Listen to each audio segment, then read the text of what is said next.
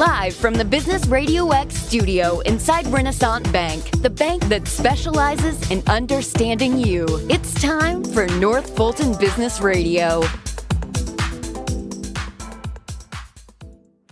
Hello, everyone. Welcome to another edition of North Fulton Business Radio. I'm John Ray, and folks, we are broadcasting as usual from inside Renaissance Bank in beautiful Alpharetta. And we've got a fantastic guest with us today. Sid Balaga is with us. He's with the fourth quarter. And yes, if you're a sports fan, you better hang on because this is going to be a good one. This is for you. And actually, it's for you business people too, but we'll get into all that here in a second. But before we talk to Sid, I want to remind you that Renaissance Bank is the place to go if you want personal service to cover your banking needs. Now, if you prefer those chat bots and those AI-generated voices over at those mega banks, you just stay right over there. But if you want personal service and you want a bank that's big enough to handle pretty much any need that you have in your small business, then that combination exists at Renaissance Bank. I know that because the folks I've sent to Renaissance tell me that. So if that's what you're looking for, go to renaissancebank.com, find one of their local offices, give them a call. Guess what? They answer the phone. Real people answer the phone. Imagine that. Renaissance Bank, understanding you, member FDIC. And now I want to welcome Sid Balaga. Sid is with the fourth quarter. Sid, welcome. John, thank you for having me. I'm super excited, and I'm glad Miss Irene Sanders connected us. Shout out to Irene Sanders, Miss Irene Sanders over at Student Leadership Johns Creek, right? Yes, sir. You've gone a long way since Student Leadership Johns Creek, Sid. It's wild. I graduated from the program maybe 5 years ago now, and have come back every year since to speak to the students. So still very much connected to the program. That's outstanding. Thank you for giving back in that way. That's tremendous. So let's talk about what you're up to right now. Talk about the fourth quarter and how you're serving folks out there. Absolutely. Well, the fourth quarter, or anybody that doesn't know it, is a new venture that I started with my childhood best friend, Suraj Paramanu. We both all wanted to work on something, go to business together, maybe 10, 15 years down the line. And we had an opportunity earlier this year when Suraj was recovering from a freak accident, unfortunately, but now he's feeling a lot better. And we were back home in Johns Creek, and we decided we should not put off that dream. We should start together now. And we started a newsletter and media company called The Fourth Quarter that specifically focuses on sports technology startups and the finance and the investing behind it. We've gone from our parents' basements to living in New York and San Francisco and working full-time jobs while also doing this, and it's been great. That's fantastic.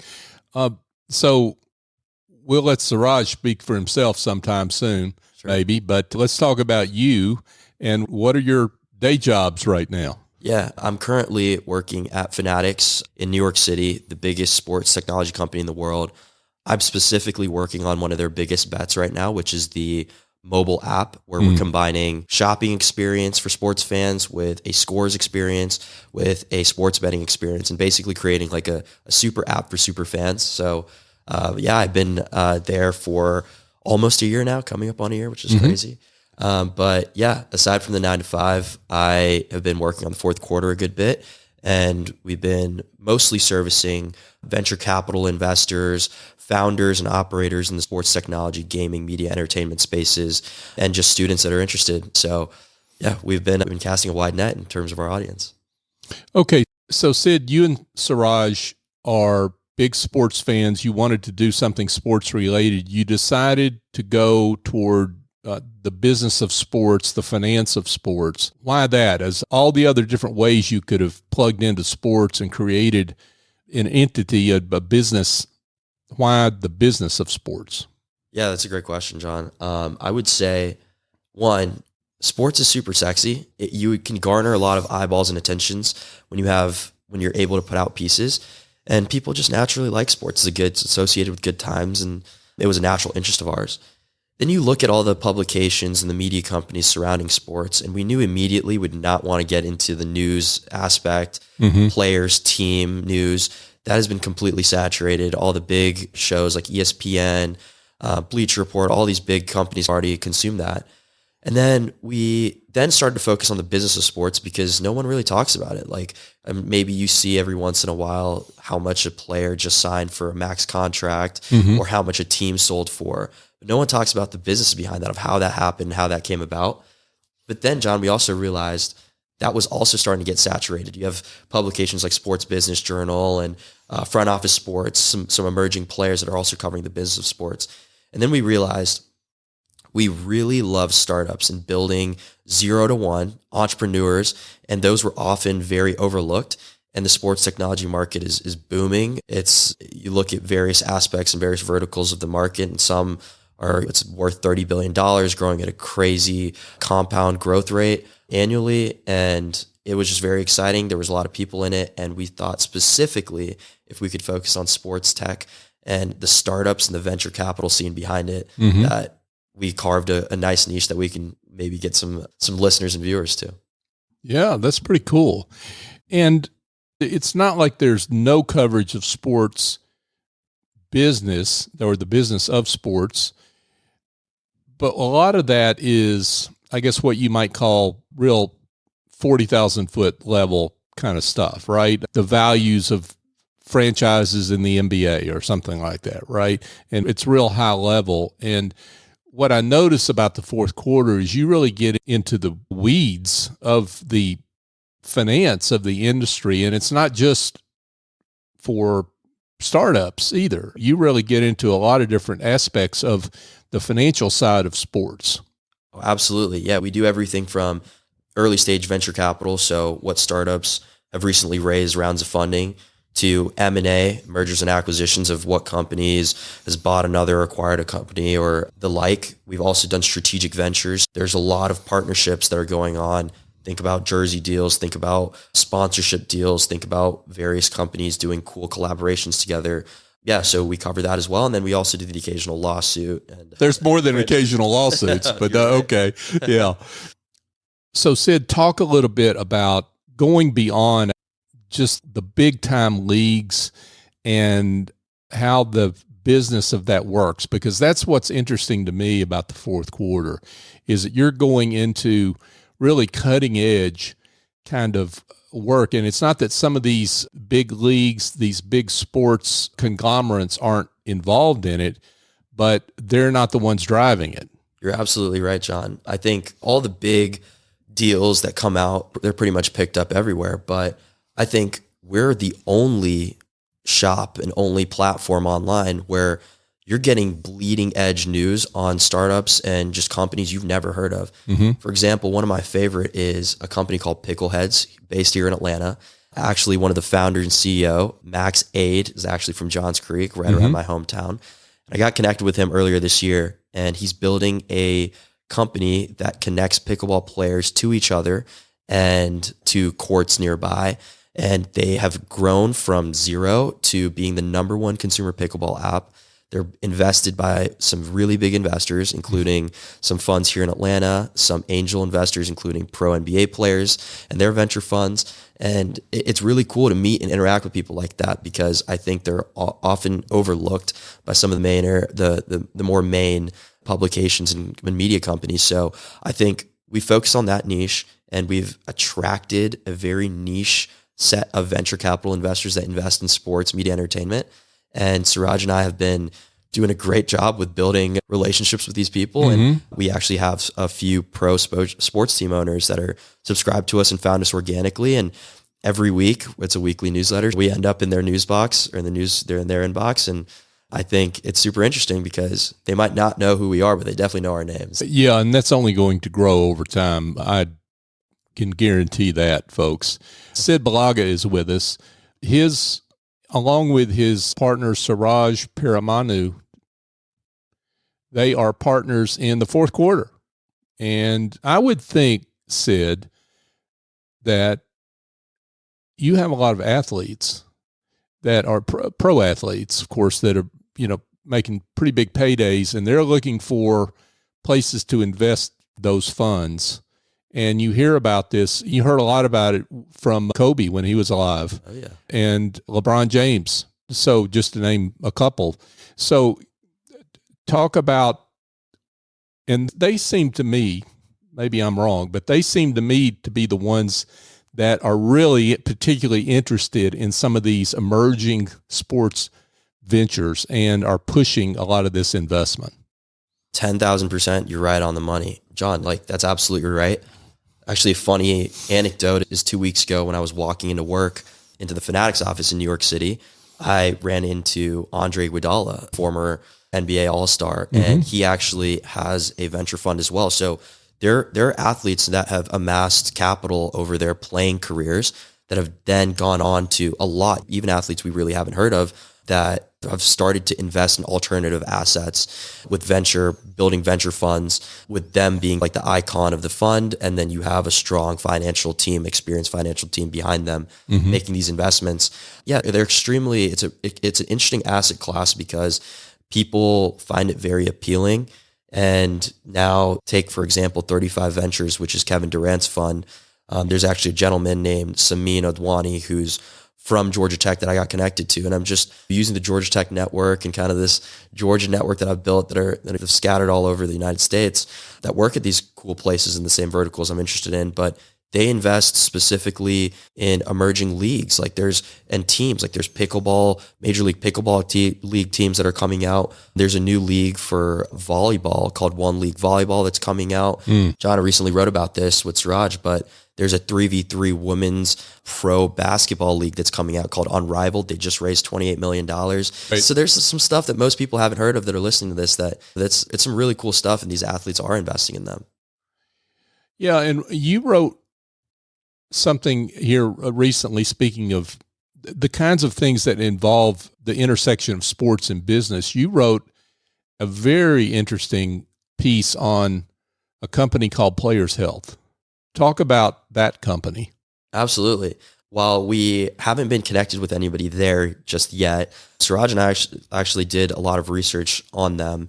They just raised a very big financing round, I believe somewhere in the $60 million range for a Series C round. And they're essentially doing insurance for youth sports and athletes. So everyone from referees and youth sports league operators to providing insurance to the athletes themselves, preventing and mitigating that youth sports injury kind of market there. Super interesting, kind of bringing the many $trillion insurance industry to the youth sports market, which is growing too, is just super interesting. But yeah, that's a little bit about that. Yeah. It's just amazing to me, and being a sports fan myself, it's amazing to me how much you cover that. Even if you're a sports fan, you think that makes a lot of sense, right? But you didn't expect to see that monetized or that opportunity mined through venture capital or what have you. It's very interesting.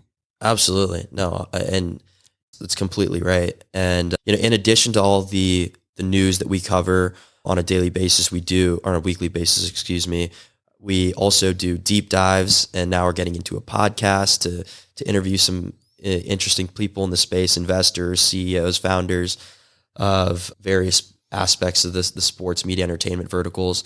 But we also have something for the students too, and people that are looking for jobs. Our last section on our weekly newsletter is our weekly job board that I personally curate. So I probably spend a couple hours a week over the course of the week to find interesting jobs, spanning from internships and early career opportunities to more experienced opportunities, 10 plus years all over the States.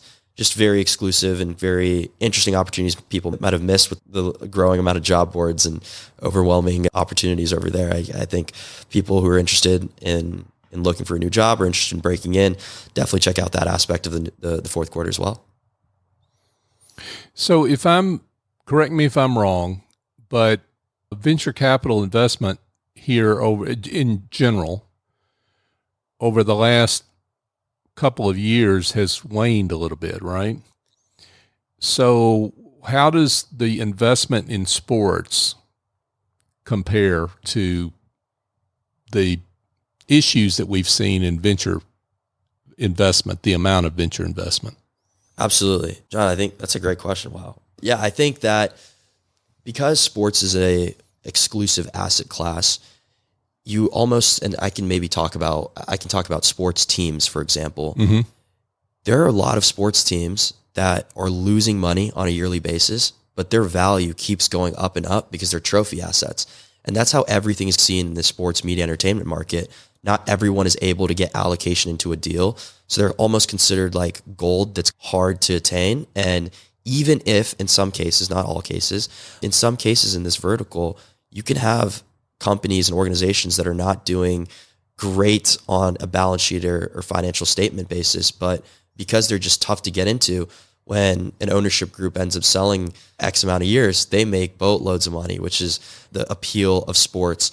Yeah, and over the past few years, it's been tough for companies to IPO because they haven't been getting priced properly if they wanted to go public, which has been the bottleneck for venture investment, because a venture capitalist's dream scenario is they find a company super early, they invest in them, and X amount of years from them, they're a public company and everybody gets to celebrate.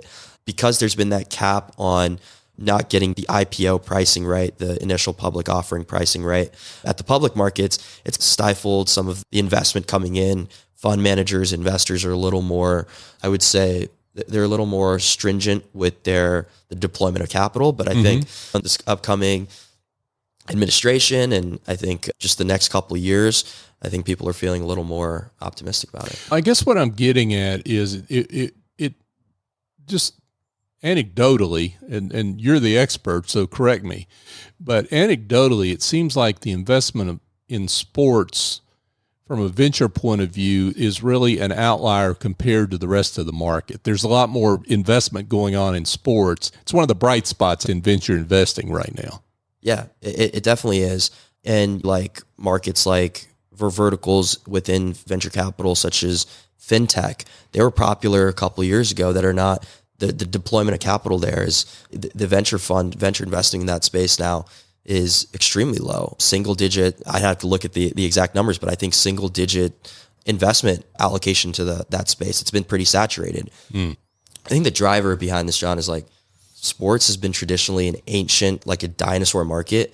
You have owners that have owned and families that have owned teams forever, and their tech stacks have been pretty ancient. And then you have all these younger people that are seeing these opportunities in sports and using technology like AI and machine learning, whether it's for the improvement of players themselves and player performance, or on the broadcasting side and making augmented broadcasts and augmented visual engagements for the fans. There's all this new investment that's coming in. These valuations are just going absolutely berserk. And I think that's a super hot spot compared to other different verticals and themes within venture. Okay, so I have to put you on the spot. Put me on the spot. What are you seeing that makes a lot of sense? What are you seeing that is a little bit crazy in terms of just maybe the enthusiasm may be a little bit too high? Sure. I actually have a very interesting one. I'm not going to name any specific companies because I don't want to throw them under the boat, but there's this really interesting concept, John, and I think we wrote about it a couple months ago, of companies and individuals investing into the future earnings of pro athletes. And now there are companies and startups now that are doing that. So essentially think of imagine you find LeBron James when he's a 19-year-old in Akron, Ohio, and you just have a feeling like he's going to be the next big thing. And maybe he didn't come from the best background. So you invest $100,000 in him to maybe live a little more comfortably for the next year or so, knowing he's going to go to the NBA. And in exchange for that $100,000, you get a small, an X percentage, maybe 2%, 3% of his future earnings. And you sign that in a contract. Now, I think it's hard for LeBron James, for the LeBron James of the world to make deals like that, because I think they're pretty protected. But there are companies now that are basically collecting money, like a crowd sharing platform, and you can invest into a certain player's future earnings. I think a famous case, a good case about this is Fernando Tatis Jr. I don't know the exact numbers off the top of my head, but big MLB superstar. He had at the beginning of his career when he was in the minor leagues, I think he made there was an investment made into his future earnings, and he signed a multi-$100 million deal, which is paid back to investors. That all sounds great, but I think you're betting a lot on the horse and the athlete, and there's a lot of things that can go outside of the player's control for that to happen. Think about life circumstances or injuries that prevent that. Sure. So there are a lot of companies that are going in there that I think sounds very cool, but I think are a little kind of crazy and a little out there for right now. I could be wrong. Hopefully I am wrong. We've seen this in music, where musicians sell basically their catalog, right? That's what it amounts to. They sell their catalog to investors, and that seems to have been worked out okay. Why do you think that the investing in future earnings of athletes may be a little bit riskier? That's an excellent question, John. I think that music is fundamentally different, which we do cover some music technology companies, but more so on the sports end. I think music is still a form of art, and you have a physical asset that you own, the physical IP that you own. When you're investing in an athlete, you're investing in the potential of somebody, and it's an intangible kind of asset that you can't feel. So after a player's career is over, you don't get the return on investment. You only have a certain amount of time to get paid out, if anything. And music, on the other hand, is you have timeless pieces of art that after, Justin Bieber or any big artist, long after their career can continue, the owner of that IP can continue to make money. I think music is also a very interesting space for those of the people listening that are interested. That's also another business behind music is also very interesting. Yeah, for sure. For sure. So what do you see in the future? As you look around the corner, you get a chance to hear and be a witness to what people are thinking about. So what are we going to be reading about in the fourth quarter next year, the year after that are hot new trends? Wow. This is great. This is really flexing my creative muscle here. One, I'll definitely say we're going to do more deep dive pieces on the fourth quarter. Currently, John, it's more of an aggregation model, or has been, collecting news and on various funding, et cetera. But we've done a few deep dive pieces and interviewed people. I think more of that is to come. I think something that's super interesting is all the major sports leagues, the NBA, the NFL, the MLS, they all are now starting to create venture capital arms where they're adjacent to the league itself, the league office, and they're investing in startups that they see promising that would help bolster their audience, their reach, their product in general. So I think we're going to do, our next piece will be something along that. And then we also have a piece coming up soon on a very interesting company that is doing automated tee times for golf. So there's a company that's found an arbitrage opportunity with course operators and golf course operators losing a lot of money left on the table through canceled tee times. So now they've deployed an artificial intelligence kind of bot technology for golfers to sign up and play and automatically get signed up at their favorite courses. So that's something that's coming up. I think going into the future, private equity, now there's been legislation passed that private equity can now officially buy stakes in the NFL. Historically, it's been gate-kept at the ownership level to be high net worth individuals, offices, family offices and groups. But with private equity and institutional capital coming in, we'll definitely see, I'm excited to see what happens there. I think recently the Bills and the Buffalo Bills and the Miami Dolphins just got purchased. A piece of them got purchased by private equity. I think the Raiders did too. Raiders, didn't they? yeah. And John, the thing with that is I think we'll go away from the historically sitting on this gold mine and waiting for these valuations to increase. I think as soon as these companies, these private equity companies buy into these sports teams, they're going to start on day one, start doing value creation stuff. So cutting costs, maybe employing artificial intelligence to cut maybe a lot of the human manual stuff. So once that happens, I don't know. I think we can expect to see valuations of sports teams absolutely skyrocketing. Wow. Very cool. You bring this up, and I have to get to this, which the private equity investment. What about in the college world? We're hearing noise about PE investment in college football teams, leagues, or conferences. What are you hearing and thinking about that? How is that going to unfold? It's wild. It's the Wild West right now. Yeah. To my previous answer to the question that you asked of things that maybe are not all that, I think you need to add in the NIL situation. There's a lot of just legal ground that has not been set there. So people are investing in all these NIL collectives, deals, NIL technology and agencies. I think we need to wait to see how everything shape up so investors are a little more protected. But yeah, I think it's super interesting. One of the top high school quarterback prospects recently flipped his commitment to Michigan because Larry Ellison, the founder of Oracle, got on a call with him and said he was going to donate money to his NIL deal. And same thing with Barstool's founder, Dave Portnoy. Mm-hmm. You have all these mega figures that have historically been very maybe active at the professional level that are now coming in and swaying a lot of athletes at the high school going into college and obviously the college NIL situation. So just very interesting to see how everything shapes up. Yeah. I would advise people to just keep an eye on it. Don't make anything rash, but it's super exciting. I think it's something definitely to watch. Sid Balaga, folks. Sid is the proprietor along with Suraj Paranamu of the Fourth Quarter. Wow, Sid, congratulations on your great work. This has been fascinating interview. I could talk to you a long time about all the different things that are happening because there is so much happening and you're on top of it all through the fourth quarter. Let's get to the most important question, which I think is how folks can find you, because I'm sure folks are going to want to listen to your podcast. They're going to read your newsletter. So let's tell them how they can find everything. Absolutely. You can find me and connect with me on LinkedIn at Sid Balaga, SIDBALAGA. I'm very active there and I respond to all DMs, almost all of them. And if you want to read the fourth quarter, we're currently on Substack, but we're currently planning on also expanding to various platforms. But if you can type in the fourth quarter on Substack, fourth as in the 4 number, TH, and people can find us there. And John, I'm super excited. I got to be with you here today.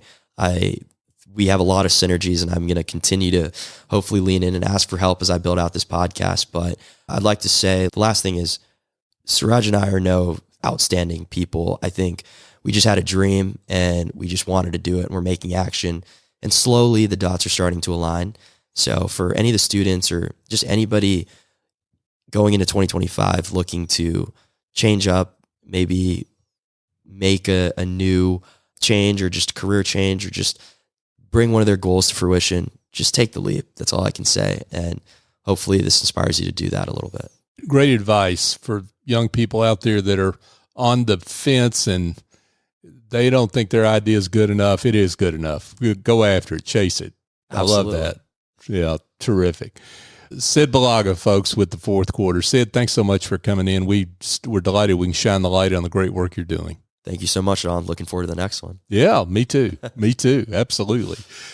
Hey, folks, just a couple of quick things before we let you go for today. I have a book out, and it's for you if you are a solo, small professional services firm that sells your expertise, a consulting firm, coach, attorney, CPA, and you've got mindset issues around inadequacy or your imposter syndrome that holds you back. When it comes to your business development, your pricing, this book's written for you. It's called The Generosity Mindset, A Journey to Business Success by Raising Your Confidence, Value, and Prices. Go to thegenerositymindset.com to learn more about the book and to find it, which really it can be found where all great books are sold, both the big online giant and your favorite neighborhood bookstore. So either one works. And I want to thank you. If you're listening to the show, I want to thank you because you have supported us at North Fulton Business Radio all these years. We're coming up this coming year. We'll have 9 years of this show, about 830-something episodes of North Fulton Business Radio, and we've only come this far because of you. You support us in so many different ways and help us live into our mission to be the voice of business in the North Fulton region and beyond, and we are grateful for you. So for my guest, Sid Balaga, I'm John Ray. Join us next time here on North Fulton Business Radio.